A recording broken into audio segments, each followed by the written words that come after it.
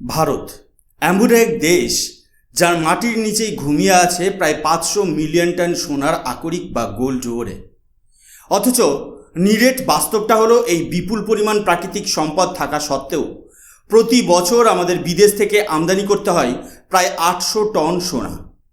আমাদের দেশের হাজার হাজার কোটি টাকার ফরেন এক্সচেঞ্জ রিজার্ভ বা বৈদেশিক মুদ্রার ভাণ্ডার প্রতি বছর শুধুমাত্র সোনা কিনতেই খরচ হয়ে যায়। কিন্তু আজ ভারতের মাটিতে এক নতুন অর্থনৈতিক ইতিহাসের সূচনা হতে চলেছে। 2000 বছরের পুরনো এক সাম্রাজ্যের হারানো রত্নভাণ্ডার যেন আবার নতুন করে জেগে উঠেছে। অবশেষে ভারতের প্রথম প্রাইভেট গোল্ড মাইন বা বেসরকারি সোনার খনিতে কমার্শিয়াল প্রোডাকশন শুরু হতে চলেছে। নমস্কার, আমি সুশোভন, আর আপনারা দেখছেন আপনাদের প্রিয় চ্যানেল অদ্ভুত অথচ বাস্তব। আজকের এই স্পেশাল জিওপলিটিক্যাল এপিসোডে আমরা ভারতের সোনার বাজারের এক যুগান্তকারী পরিবর্তন নিয়ে আলোচনা করব, যা আগামী দিনে গ্লোবাল ইকোনমিতে ভারতের অবস্থানকে আরও শক্তিশালী করবে। প্রথমেই আজকের মূল খবরটা আপনাদের জানিয়ে দিই। ভারতের অন্ধ্রপ্রদেশের কুর্নুল জেলায় অবস্থিত জোনাগিরি নামক স্থানে দেশের সর্বপ্রথম প্রাইভেট গোল্ড মাইন তার উৎপাদন শুরু করেছে। আপনারা স্ক্রিনে বিখ্যাত সংবাদপত্র দ্য হিন্দুর আর্টিকেল দেখতে পাচ্ছেন। এদের হেডলাইনে পরিষ্কার লেখা আছে, Jonnagiri India's largest private gold mine set to yield a ton of gold a year. অর্থাৎ জোনাগিরিতে অবস্থিত ভারতের সবচেয়ে বড় বেসরকারি সোনার খনি থেকে বছরে 1 টন সোনা উৎপাদন হতে চলেছে। অন্ধ্রপ্রদেশ সরকার এই ঐতিহাসিক মুহূর্তে জোনাগিরি খনির নাম পরিবর্তন করে রেখেছে স্বর্ণগিরি। স্বর্ণগিরি শব্দের অর্থ হলো সোনার পাহাড়। এই নামকরণের মধ্যেই লুকিয়ে আছে এক বিশাল সম্ভাবনা।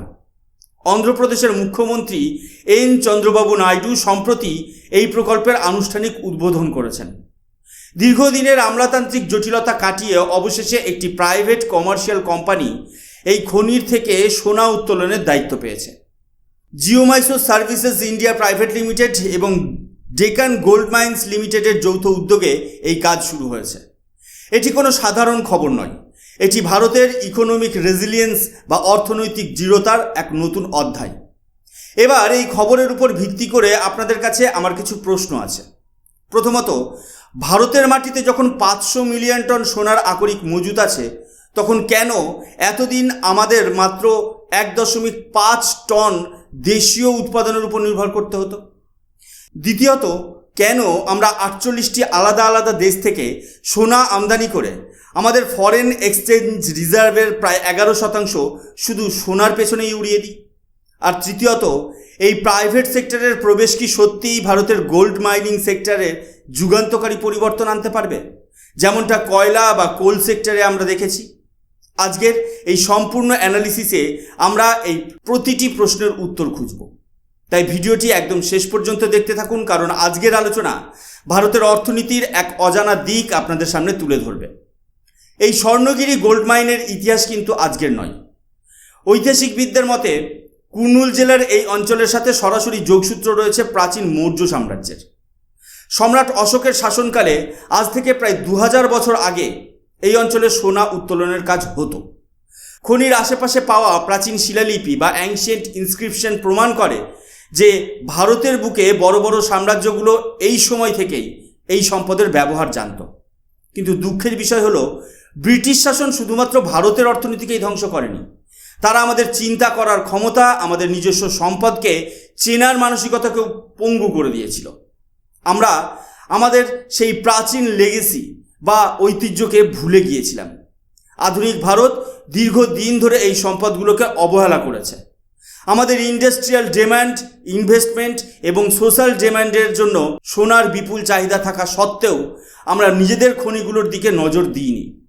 কিন্তু বর্তমান ভারত সরকার এখন নিজস্ব লেগেসি পুনরুদ্ধার করতে বদ্ধপরিকর। আমরা এখন পশ্চিমী দেশগুলোকে অন্ধের মতো অনুকরণ না করে নিজের মাটির নিচের সম্পদকে কাজে লাগাতে শুরু করেছি।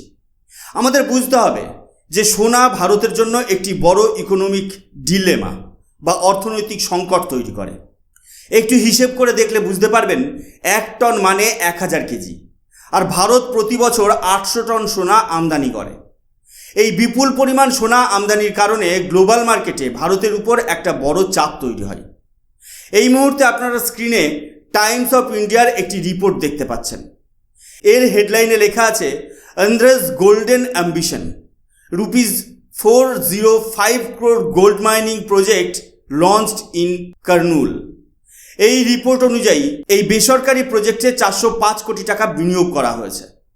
এতদিন পর্যন্ত ভারতের দেশীয় উৎপাদন বা ডোমেস্টিক আউটপুট বলতে ছিল মূলত কর্ণাটকের 6টি গোল্ড মাইন্স, যার সর্বোচ্চ ক্ষমতা মাত্র 1.5 টনের কাছাকাছি। ভাবলে অবাক লাগে, যেখানে আমাদের প্রয়োজন 800 টন, সেখানে আমরা উৎপাদন করছি মাত্র 1.5 টন। এই বিপুল পরিমাণ ঘাটতি মেটানোর জন্য বর্তমান সরকার কড়া পদক্ষেপ নিয়েছে। প্রধানমন্ত্রী নরেন্দ্র মোদীও সম্প্রতি বিভিন্ন ক্ষেত্রে দেশের আত্মনির্ভরতার উপর জোর দিচ্ছে, কারণ মিডল ইস্ট ক্রাইসিস বা মধ্যপ্রাচ্যের ভূরাজনৈতিক অস্থিরতা আমাদের একটা বড় শিক্ষা দিয়েছে। গ্লোবাল সাপ্লাই চেইন যে কোনো মুহূর্তে ভেঙে পড়তে পারে। তাই নিজেদের স্ট্র্যাটেজিক রিজার্ভস এবং ইন্ডিজেনাস আউটপুট না বাড়ালে ভবিষ্যতের যে কোনো এক্সটার্নাল শক বা বাহ্যিক ধাক্কা সামলানো ভারতের পক্ষে কঠিন হয়ে দাঁড়াবে। এবার আসি আজকের সবচেয়ে গুরুত্বপূর্ণ পয়েন্টে, কেন এতদিন ভারতের এই খনিগুলো থেকে সোনা তোলা যায়নি। এর প্রধান কারণ হলো গভর্নমেন্ট মনোপলি বা সরকারের একচেটিয়া অধিকার। দশকের পর দশক ধরে ভারতের ন্যাচারাল রিসোর্স বা প্রাকৃতিক সম্পদগুলো ফাইল আর লাল ফিতের গেরোয় আটকে ছিল, যাকে আমরা বলি রেড টেপ ব্যুরোক্রেসি। সরকারি কোম্পানিগুলোর হাতে খনির সম্পূর্ণ নিয়ন্ত্রণ থাকায় না ছিল আধুনিক মাইনিং টেকনোলজি, না ছিল কোনো কাজের অ্যাকাউন্টেবিলিটি বা দায়বদ্ধতা। একটা সময় কয়লা বা কোল সেক্টরের ক্ষেত্রেও ঠিক একই অবস্থা ছিল। ভারতের কাছে বিশ্বের দ্বিতীয় বৃহত্তম কয়লার ভাণ্ডার রয়েছে, কিন্তু তা সত্ত্বেও কোল ইন্ডিয়ার সম্পূর্ণ একচেটিয়া অধিকার এবং অতিরিক্ত আমলাতন্ত্রের কারণে আমাদের দেশের বিদ্যুৎ কেন্দ্রগুলোতে মাঝে মাঝেই কয়লার ঘাটতি দেখা দিত। দিনের পর দিন আমাদের মূল্যবান ফরেন এক্সচেঞ্জ রিজার্ভ খরচ করে বিদেশ থেকে কয়লা আমদানি করতে আমরা বাধ্য হতাম। কিন্তু যখনই বর্তমান ভারত সরকার কয়লা কেন্দ্রে বেসরকারীকরণের পথে হাঁটল, প্রাইভেট কোম্পানিগুলোকে ব্লক নিলাম করে কাজ করার সুযোগ দিল, তখন ভারতের সম্পূর্ণ কোল স্টোরিটাই বদলে গেল। কমার্শিয়াল কোল মাইনিংয়ের দরজা খুলে দেওয়ার ফলে আজ ভারত শুধুমাত্র কয়লা উৎপাদনে অনেক বেশি স্বনির্ভর হয়েছে তা নয়, বরং এনার্জি সিকিউরিটি বা শক্তি সুরক্ষার ক্ষেত্রেও এক মজবুত জায়গায় পৌঁছে গেছে। ঠিক একই মডেল, একই সংস্কার এবার সোনার খনির ক্ষেত্রেও প্রয়োগ করা হচ্ছে। ভারত সরকার এটা খুব ভালোভাবে বুঝতে পেরেছে যে শুধুমাত্র সরকারি সদিচ্ছার অভাব আর পুরনো চলছে চলুক মানসিকতার কারণেই এই 500 মিলিয়ন টন সোনার আকরিক এতদিন মাটির নিচেই মৃত মূলধন বা ডেড ক্যাপিটাল হয়ে পড়েছিল। 500 মিলিয়ন টন সোনার আকরিক এটি কোনো সাধারণ সংখ্যা নয়, এটি হলো একটি দেশের সম্পূর্ণ ইকোনমি বা অর্থনীতিকে বদলে দেওয়ার চাবিকাঠি।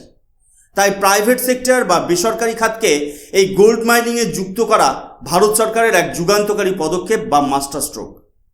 প্রাইভেট কোম্পানিগুলো খনিতে শুধুমাত্র বিনিয়োগই আনবে না, তার সাথে নিয়ে আসবে গ্লোবাল লেভেলের কাটিং এজ টেকনোলজি। আজকের জিওপলিটিক্সে আপনারা স্পষ্ট দেখতে পাচ্ছেন যে বিশ্বের বড় বড় দেশগুলো, বিশেষ করে রাশিয়া বা চীনের মতো দেশগুলো কিভাবে প্রচুর পরিমাণে সোনা মজুত করছে। সোনা এখন শুধু গয়না তৈরির ধাতু নয়, এটি গ্লোবাল ইকোনমিতে ডলারের বিকল্প হয়ে উঠছে। তাই ঠিক এই সময়ে দেশীয় গোল্ড প্রোডাকশন বা নিজস্ব সোনার উৎপাদন বাড়ানোটা ভারতের স্ট্র্যাটেজিক অটোনমি বা কৌশলগত স্বাধীনতার জন্য অত্যন্ত জরুরি। ভারত সরকারের এই সিদ্ধান্ত শুধুমাত্র মাটি খুঁড়ে সোনা উত্তোলন নয়, বরং ডলারের ওপর ভারতের নির্ভরতা কমানো এবং আন্তর্জাতিক মঞ্চে দেশের কারেন্সিকে শক্তিশালী করার একটি সুপরিকল্পিত পদক্ষেপ। এর ফলে খনির আধুনিকীকরণ হবে এবং সম্পদ উত্তোলনের গতি কয়েক গুণ বেড়ে যাবে। এই স্বর্ণগিরি প্রকল্প যে শুধুমাত্র মাটি খুঁড়ে সোনা উত্তোলনের মধ্যে সীমাবদ্ধ থাকছে এমনটা মনে করার কোনো কারণ নেই। এর পেছনে রাজ্য এবং কেন্দ্র সরকারের এক সুদূরপ্রসারী অর্থনৈতিক কৌশল রয়েছে। স্ক্রিনে উইয়নের আর্টিকেলটি লক্ষ্য করুন। এখানে হেডলাইনে বলা হয়েছে India's first private gold mine inaugurated, all about Geomysore Jonnagiri project in Andhra Pradesh. আর্টিকেলের ভেতরের তথ্য বিশ্লেষণ করলে দেখা যায় অন্ধ্রপ্রদেশ সরকার এখান থেকে শুধুমাত্র রয়্যালটি বা প্রাথমিক রাজস্ব আদায় করেই সন্তুষ্ট থাকতে চাইছে না। তাদের মূল লক্ষ্য হলো এই কুর্নুল জেলাকে কেন্দ্র করে একটি সম্পূর্ণ গোল্ড সাপ্লাই চেন বা সোনার সাপ্লাই চেন পরিকাঠামো গড়ে তোলা। সরকারের মাস্টার প্ল্যান হলো এই স্বর্ণগিরিতেই একটি অত্যাধুনিক গোল্ড জুয়েলারি ম্যানুফ্যাকচারিং প্ল্যান্ট তৈরি করা। এর আসল অর্থ কী দাঁড়াচ্ছে?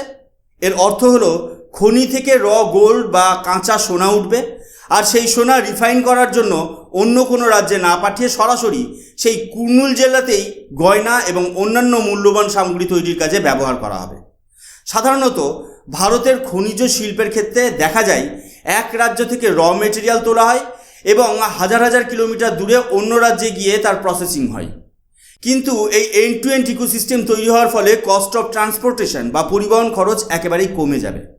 শুধু তাই নয়, এর ফলে স্থানীয় স্তরে প্রচুর এমএসএমই গড়ে উঠবে এবং হাজার হাজার মানুষের জন্য ডাইরেক্ট ও ইনডাইরেক্ট কর্মসংস্থান বা এমপ্লয়মেন্ট জেনারেশন তৈরি হবে। প্রাথমিক পর্যায়ে অর্থাৎ চলতি আর্থিক বছরে এখান থেকে প্রায় 400 কেজি সোনা উৎপাদন হওয়ার কথা রয়েছে, কিন্তু আগামী দিনে এই খনির পরিকাঠামো এবং উৎপাদন ক্ষমতা বাড়িয়ে বছরে 2 টনে নিয়ে যাওয়ার লক্ষ্যমাত্রা স্থির করা হয়েছে। এখন একটা প্রশ্ন উঠতেই পারে, যেখানে ভারত প্রতি বছর 800 টন সোনা বিদেশ থেকে আমদানি করে, সেখানে এই 2 টন বা 400 কেজি তো সমুদ্রের কাছে এক ফোঁটা জলের মতো।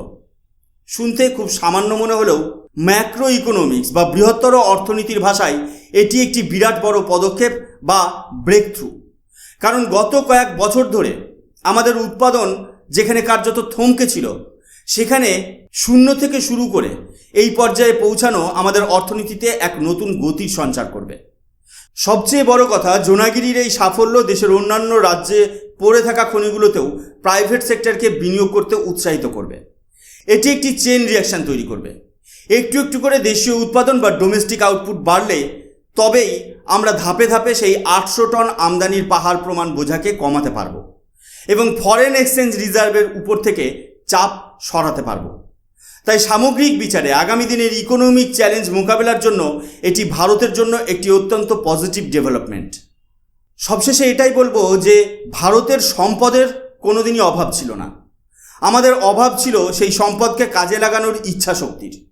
বর্তমান সময়ের জিওপলিটিক্স আমাদের শিখিয়েছে যে বিদেশি শক্তির উপর অতিরিক্ত নির্ভরশীলতা দেশের জন্য কতটা বিপজ্জনক হতে পারে। গ্লোবাল মার্কেটের অস্থিরতা, যুদ্ধের কারণে সাপ্লাই চেন নষ্ট হওয়া, এই সব কিছুর মোকাবিলা করার একমাত্র উপায় হলো আত্মনির্ভরতা। অন্ধ্রপ্রদেশের এই স্বর্ণগিরি খনি প্রমাণ করেছে যে ভারত এখন আর ঘুমিয়ে নেই।